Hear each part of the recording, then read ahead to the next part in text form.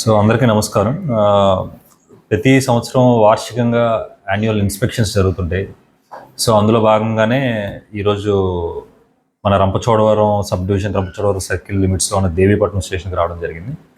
So ఈ ఇన్స్పెక్షన్లో భాగంగా ముందుగా ఆఫీస్ స్టాఫ్ ఎవరైతే ఉన్నారో మొత్తం అందరితో ఇంటరాక్ట్ అయ్యి వాళ్ళకి సాధక బాధకాలన్నీ తెలుసుకొని సో వాళ్ళకి ఏమైనా ప్రాబ్లమ్స్ ఉన్నాయో తెలుసుకుంటాం. అండ్ స్టేషన్ ఎట్లా మెయింటైన్ చేస్తున్నారు, స్టేషన్లు అన్నీ సరిగ్గా ఉన్నాయా లేవా, స్టేషన్లో ప్రాపర్టీ అంతా సరిగ్గా ఉందా లేదా, దాంతోపాటు ఈ స్టేషన్ లిమిట్స్ అనేది సరిగ్గా మెయింటైన్ చేస్తున్నారు లేదో చూడడం కాకుండా అన్నిటికన్నా ముఖ్యంగా ఇప్పటి వరకు మనకి ఎంతవరకు క్రైమ్ ఉంది, ఓకే, ఆ క్రైమ్ మనం తగ్గించడం ఎట్లా చేయాలి, ప్రివెంటివ్ మెజర్స్ అంటే క్రైమ్ జరగకుండా చూడాలంటే ఏ మెజర్స్ తీసుకోవాలి, ఆల్రెడీ జరిగిన క్రైమ్లో అసలు ఏ మార్గదర్శకాలు ఇవ్వడం వల్ల ఆ క్రైమ్ని మనం ఛార్జ్ షీట్ వేయడానికో లేకపోతే తప్పు చేసిన దోషులు ఎవరైతే ఉన్నారో ఒక శిక్ష పడేలా ఇన్వెస్టిగేషన్ ఎట్లా చేయాలనేది ప్రతి క్రైమ్కి అంటే జరిగిన ప్రతి క్రైమ్ మీద మనం నిర్దేశాలు ఇస్తాం.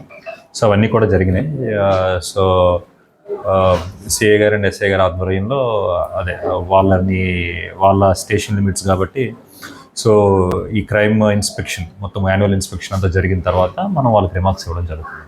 ఓకే, సో ఇక్కడ ఉండే లోకల్ ప్రాబ్లమ్స్ ఏమున్నాయో కూడా తెలుసుకోవడం వల్ల ఒకటి నెక్స్ట్ ఇయర్కి ఇంకా బెటర్గా ఇచ్చే నిర్దేశాలతో ఇంకొంచెం బెటర్గా స్టేషన్ ఎలా నడిపించాలని తెలుసుకోవడమే కాకుండా సో స్టేషన్ మీద ఒక అవగాహన కూడా మనకి ఆఫీసర్స్కి స్టేషన్ మీద అవగాహన రావడానికి కూడా ఈ ఇన్స్పెక్షన్ వెళ్ళిపోతుంది. Thank you. స్టేషన్ నిర్మాణానికి సంబంధించి ఈ స్టేషనే కాదు, మన జ్యూరిస్డిక్షన్ ఇంకొన్ని 10 స్టేషన్స్ కూడా ఉన్నాయి. సో కొత్త స్టేషన్ నిర్మాణం అనేది it is there in the agenda అండి. బట్ ఏమంటే దానికి సంబంధించిన కరెక్ట్ టైం వచ్చినప్పుడు లేదా మేము కూడా సీనియర్ ఆఫీసర్స్ దృష్టికి తీసుకెళ్తాం. కొత్త స్టేషన్కి సంబంధించి అది వచ్చినప్పుడు అక్కడ ఖచ్చితంగా జరుగుతుంది. ప్రస్తుతానికి ఈ స్టేషన్ టెంపరీ స్టేషన్ అయినప్పటికి కూడా ఓకే, ముందున్న ఎస్ఐలు సిఐలు అయితేనేమి ఇప్పుడు ప్రెజెంట్ ఉన్న వాళ్ళు అయితేనేమి దీని ఒక ఫంక్షనల్ స్టేషన్గానే మెయింటైన్ చేస్తున్నారు. ఏదో ఒక టెంపరీగా ఏదో ఉందని కాదు, స్టేషన్ కూడా ఫంక్షనల్గా ఉంది. అండ్ స్టేషన్ ఇక్కడున్న పరిస్థితులకి అండ్ ఇక్కడున్న వర్క్ లోడ్కి తీసుకునేలానే ఉంది. కానీ అలా అని ఎక్కడైనా ఉంచడం అనేది జరగదు. ఖచ్చితంగా కొత్త స్టేషన్ కడతం జరుగుతుంది. బట్ ఇప్పుడు అనేది we'll inform you very soon.